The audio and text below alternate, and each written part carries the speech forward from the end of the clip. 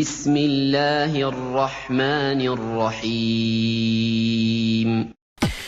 Huruf itu tidak pernah ditanya artinya.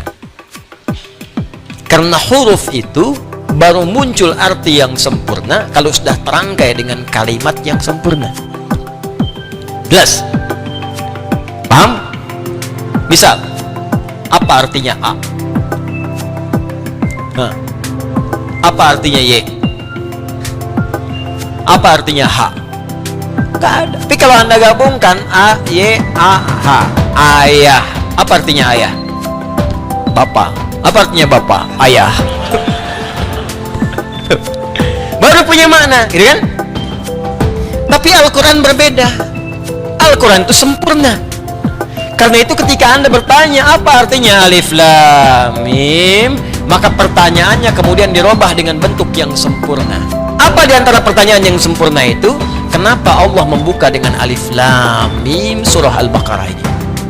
Sehingga dari situ Anda tahu, oh ini artinya alif lam mim itu. Karena tinggi. Di Quran tuh nggak ada yang nggak jelas. Semua harus punya makna. Kalau tak punya makna berarti cacat mukjizatnya. Karena huruf Al-Quran beda dengan huruf biasa, lain dengan huruf mabna, tapi hurufnya huruf makna, maka setiap hurufnya mesti punya makna.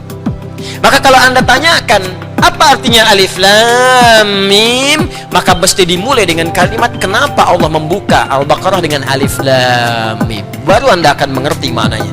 Kalau tidak, jadi tebak-tebakan nanti. Ada yang mengatakan alif lam mim singkatan Allah, A-nya Allah, lamnya Jibril, mimnya malaikat.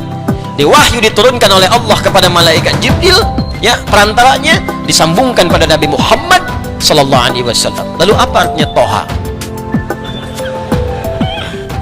Apa artinya Yasin? Apa artinya alif lam mim sad? Bingung sadnya siapa gitu. Ya, karena itulah kemudian sebagian ulama tidak memilih untuk menafsirkan itu. Ada yang mengatakan ini mutasyabih, ini sir, ini rahasia dalam Al-Quran, hanya Allah yang tahu dan seterusnya. Kalau gitu kita tanyakan bagaimana Allah memberikan penjelasan. Kisahnya dimulai dari kebiasaan masyarakat jahiliyah, yang dari kebiasaan ini dikenal dengan keistimewaan mereka. Sampai hari ini nggak ada yang menandingi keistimewaan ini. Apa di antara keistimewaan itu?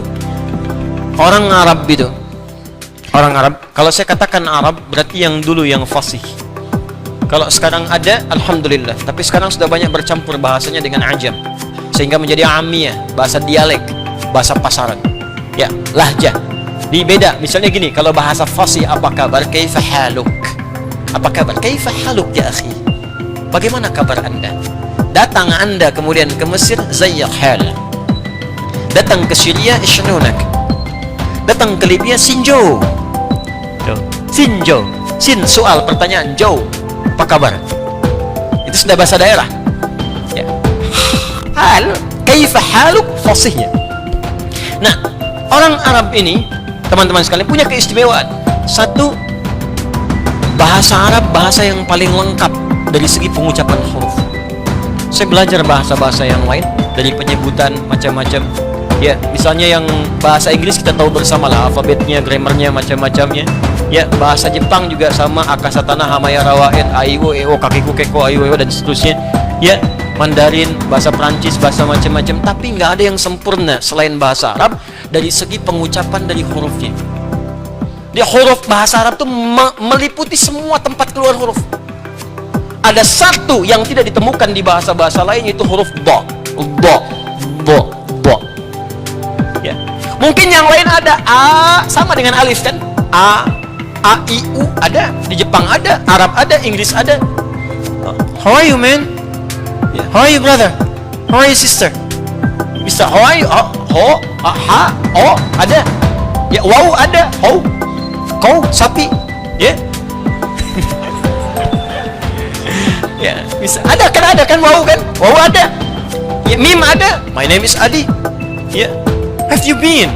Ha, where have you been? Kemana aja kamu? Ha ada. Ba ada. Jadi kalau Anda mau cari ba ada, ha, tapi bo. Mana tuh? Bo. Bo. Oh, enggak bisa.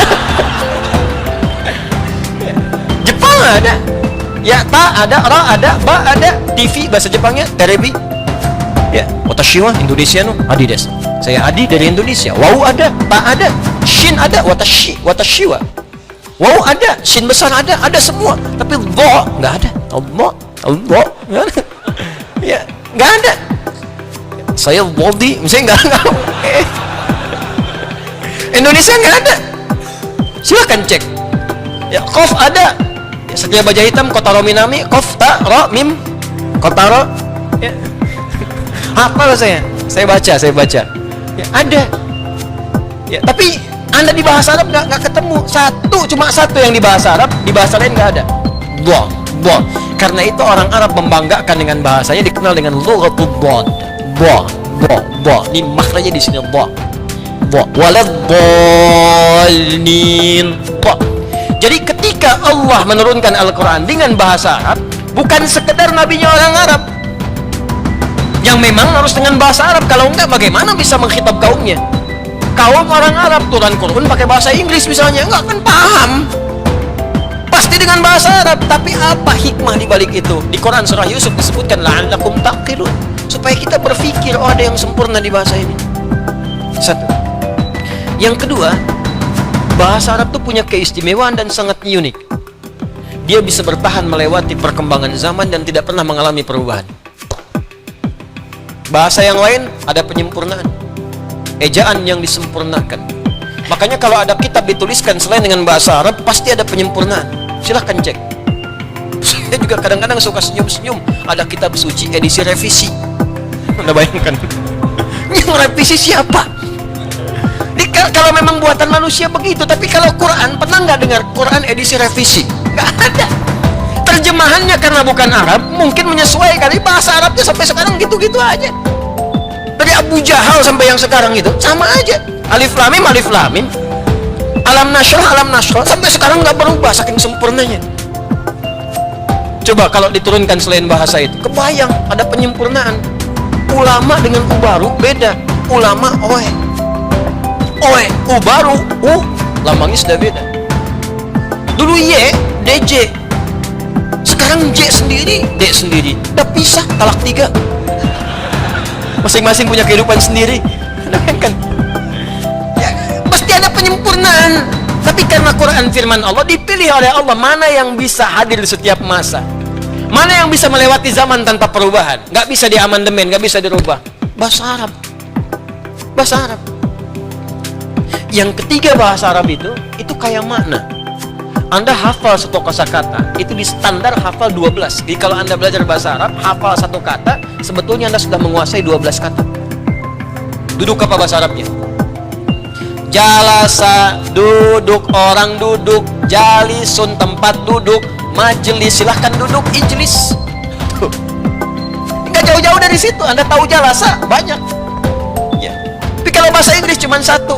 Sama dengan jalasa, jealous, cemburu. Yang lainnya nggak ada lagi. Jelas saya disu jelasan, gitu kan? Jelas saya disu julusan, qa'ada, maq'ad, qu'ud, sajadah, sujud, tempat sujud, masjid, orang sujud, sajid, sujudlah, usjud. Tahu satu kata, Qurannya gampang. Karena di Quran ada usjudulillah, ada masjid jamaknya masjid, ada. Gampang.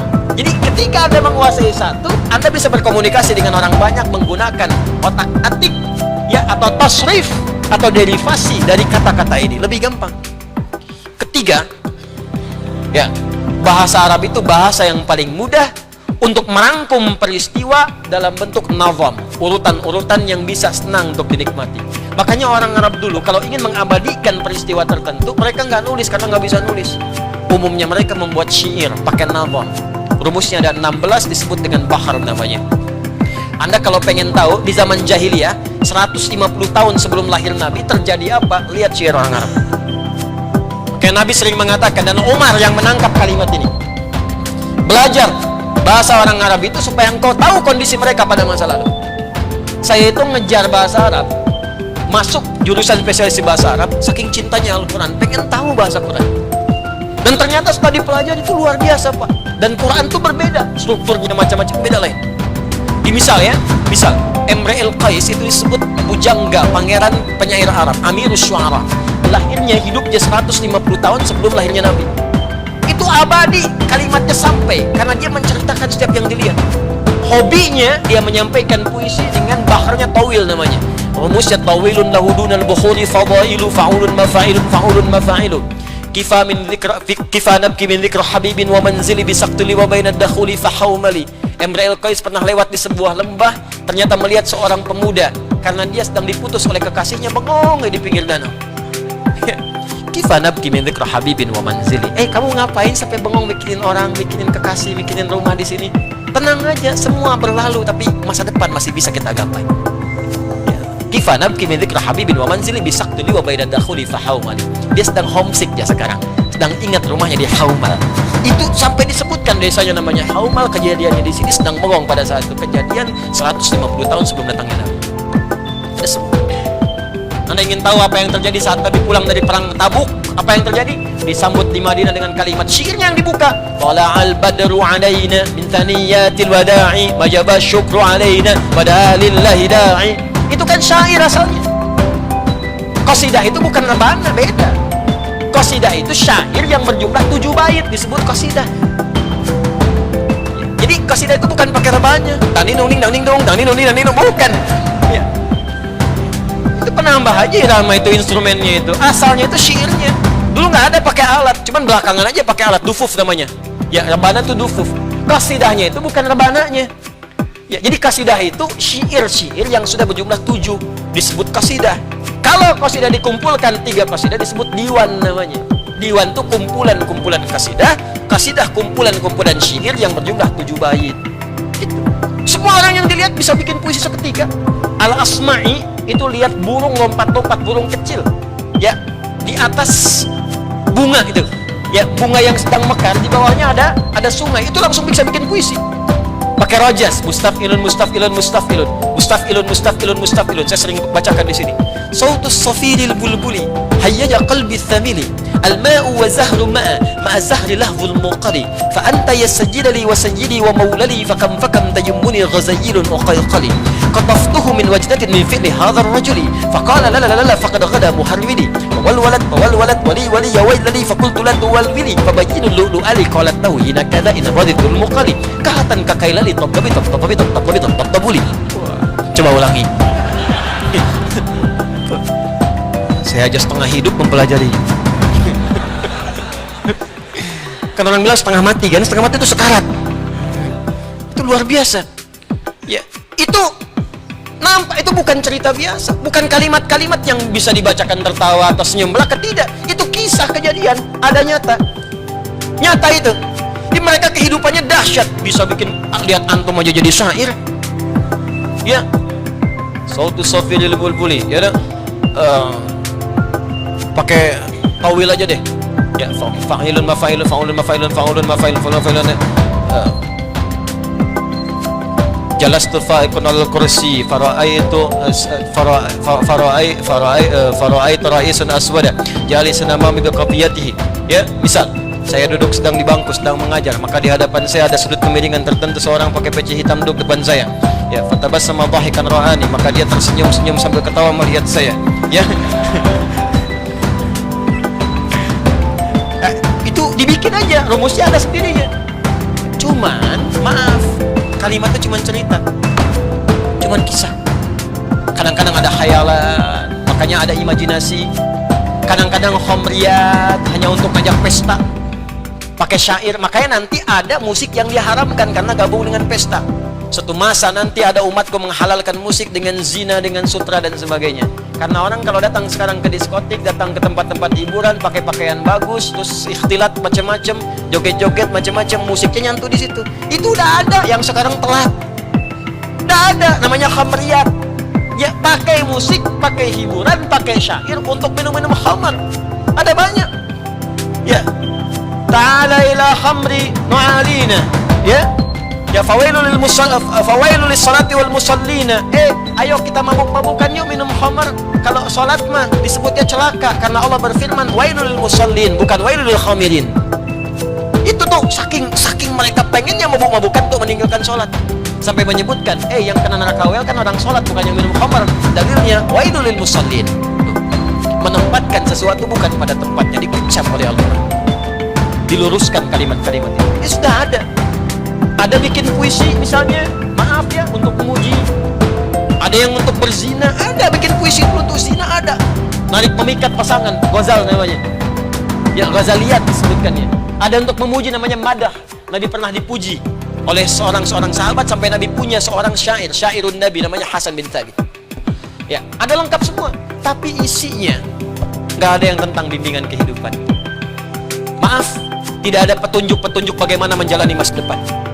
Tidak ada bagaimana tatanan sosial. Tidak ada dorongan untuk menggali pengetahuan. Maka ketika Allah menurunkan wahyu kepada Nabi Muhammad SAW,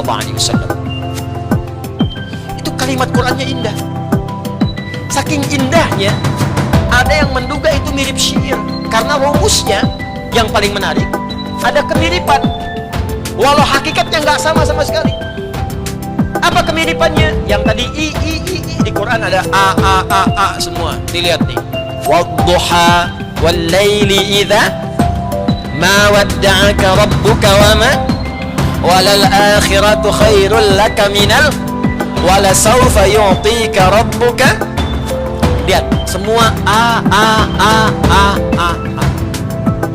Ada yang ujungnya kaf. Alam nashrah laka sad wa wada'na anka wizr alladhi anqadha dhahrak wa rafa'na laka dhikr. Sedangkan orang Arab pun bikin syair ujungnya tuh ada saja, ujungnya ada kaf, ada lam disebut dengan lamnya, ada mim ujungnya. Jadi mereka menuduh Nabi, itu mah bukan wahyu, itu syair seperti kamu. Jelas. Asatirul awwalin itu mah informasi orang-orang dulu yang dibukukan lagi, yang disampaikan oleh Muhammad SAW. Ya, maksud dibukukan di sini dihimpun kembali. Muhammad itu syair, cuma mereka nggak bisa nuduh syair karena rumus syair nggak ada di Quran. Karena rumus syair terbatas, tawil, faulun, mafailun di Quran nggak ada rumus itu. Nggak bisa dipakai. Al-Baqarah bukan rumus itu. Wadduha bukan rumus itu. Rajas, mustafilun nggak ada, nggak bisa dipakai di Quran. Ayat apa yang mengikuti rumus itu? Nggak ada. Madid, mufa'alatun fa'ilat nggak bisa dipakai, nggak ada rumusnya. Jadi mereka kebingungan, mau nuduh Quran nggak bisa karena nggak mengikuti rumusnya syair, tapi kalimatnya bisa indah seperti itu dan isinya beda. Sehingga apa yang terjadi? Ketika Nabi banyak dituduh demikian, maka ditantang oleh Allah. Kalau kamu menuduh Al-Quran syair seperti yang kamu ucapkan, silahkan bikin semisal Quran. Buat. Kalau engkau mampu buat.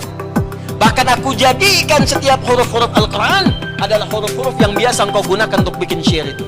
Makhrajnya sama, hurufnya sama, dari mulai paling bawah sampai dengan kelisan muncul. Aku tunjukkan kepada kalian. Aku buka dengan alif lam mim. Kalau kalian mampu bikin yang seperti Al-Quran, nih aku turunkan dari makhraj yang sama, dari huruf yang sama seperti yang kalian buat dari syair-syair itu. Sekarang kalau mampu dan kalau benar tuduhan kalian Quran bagian dari syair, bikin semisal Al-Quran. Maka itu nanti di ayat ke-23-nya akan ditegaskan tantangan Allah itu. Qul in kuntum tuhibbuna Allah. Itu Ali Imran ayat 31. Ayat 23. Qul bukan qul wa in kuntum. Oh, kan? Jarang ngaji. Wa in kuntum fi raibin mimma nazzalna ala fa'tu bi suratin wad'u syuhadaakum in kuntum wad'u syuhadaakum min dunillahi in kuntum shadiqin fa illam taf'alu walan fattakhun waquduhan uiddat lil. Maka muncul tantangan Allah, ayo buat semisal ini. Jadi alif lam mim dan yang lainnya ketika diturunkan membuka ayat-ayat dan surah-surah dalam Al-Quran, itu salah satunya bermakna tantangan kepada orang-orang Arab yang sering menuduh Nabi Quran rekayasa Nabi, Quran buatan Nabi. Maka silahkan buat seperti Quran ini. Bahkan huruf-huruf dalam Al-Quran dibuat oleh Allah dengan huruf yang sama seperti kalian membuat puisi-puisi dalam kehidupan kalian itu. Ternyata sampai Nabinya wafat pun tidak ada yang mampu membuat seperti Al-Quran. Ini menunjukkan Quran bukan rekayasa manusia. Ini menunjukkan Quran bukan produk budaya. Kalau produk budaya berarti setiap manusia mampu. Anda bayangkan, Abu Jahal pakar bahasa Arab, Abu Lahab pakar bahasa Arab, banyak pakar, bisa bikin puisi Arab, bisa bikin qasidah Arab, tapi nggak bisa menyaingi Quran. Sampai mereka takluk, sampai mengatakan ini bukan buatan manusia biasa, sampai nggak bisa menyoal Quran. Silahkan cek di tafsir-tafsir, nggak pernah ada Abu Jahal bertanya apa maksudnya alif lam mim, apa maksudnya Toha. Saking ngertinya, saking sempurnanya bahasanya. Ini mereka itu merasa bahwa Quran itu memang luar biasa, mukjizat. Cuman karena mereka iri kepada Nabi, mereka menolak Qurannya.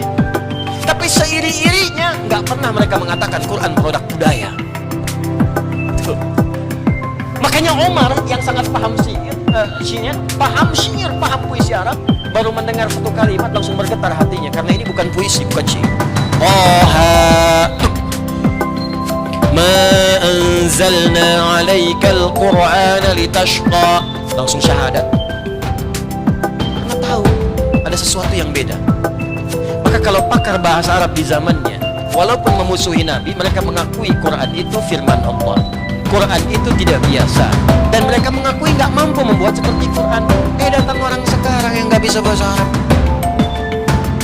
bicara aja nggak fasih, ngerti juga enggak, tiba-tiba mengatakan Quran produk budaya. Nah, berarti ada yang salah, ada yang konslet dalam pemikirannya. Nah, kalau Abu Jahal hidup lagi, bingung sama orang ini. Wah, tumben aku aja nggak ngatain itu, katanya. Oh. Hati-hati, karena setan dulu nggak kuliah, setan sekarang kuliah. Lebih komplit setan sekarang itu. Setan dulu cuman diusir pakai ayat kursi, bacain ayatnya, lari setannya. Setan sekarang mesti dilempar dengan kursinya sekalian.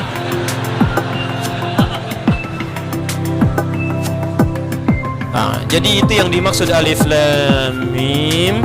Kenapa Al-Quran surah Al-Baqarah dibuka dengan 3 rangkaian huruf ini? Pertama, menunjukkan mukjizat Al-Quran, bahwa semua huruf Al-Quran itu difirmankan oleh Allah, tidak keluar dari kemampuan kita manusia untuk mengucapkannya.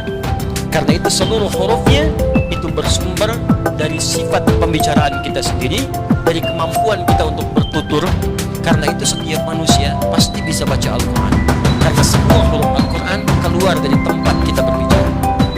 Karena itu nggak ada alasan, mustahil manusia nggak ada yang bisa baca Quran, mustahil, pasti bisa. Karena Al-Quran firman Allah yang saat difirmankan ada fitrah dalam perangkat tubuh kita untuk bisa mengucapkannya, karena bersumber dari semua tempat keluar. Paham? Satu. Yang kedua, Allah ingin menegaskan kepada semua makhluk bahwa Al-Quran bukan rekayasa Nabi Muhammad SAW, bukan produk budaya, bukan makhluk. Ingat, bukan makhluk. Al-Quran firman Allah yang berbeda dengan karya manusia. Kalau Anda masih tidak percaya dengan itu, silahkan buat semisal Al-Quran. Kalau orang dulu pun yang pakar di bidang yang nggak sanggup, apalagi Anda yang nggak tahu itu. Itu bahasanya. Kalau Anda tak percaya, silahkan gali dulu, pahami dulu isinya, belajar dulu, baru Anda akan temukan bahwa ini bukan karya manusia, tapi kembali kepada Khaliq, kembali kepada Rabbul Alamin.